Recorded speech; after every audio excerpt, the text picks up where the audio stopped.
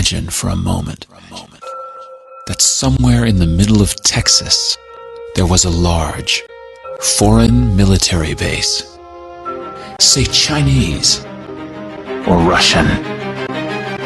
Imagine that thousands of armed foreign troops were constantly patrolling American streets in military vehicles. Imagine they were here under the auspices of keeping us safe, or promoting democracy, or protecting their strategic interests. Imagine that they operated outside of U.S. law and that the Constitution did not apply to them. Imagine that every now and then they made mistakes or acted on bad information and accidentally killed or terrorized innocent Americans, including women and children, most of the time with little or no repercussions or consequences.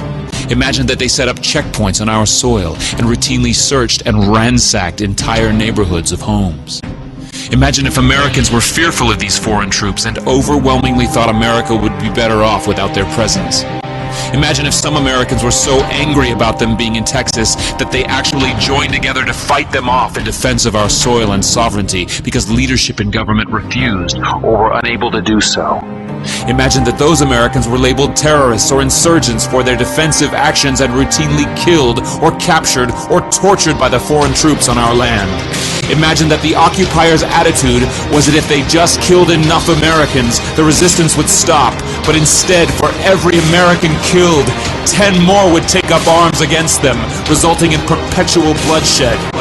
Imagine if most of the citizens of the foreign land also wanted these troops to return home. Imagine if they elected a leader who promised to bring them home and put an end to this horror. Imagine if that leader changed his mind once he took office. The reality is that our military presence on foreign soil is as offensive to the people that live there as armed Chinese troops would be if they were stationed in Texas.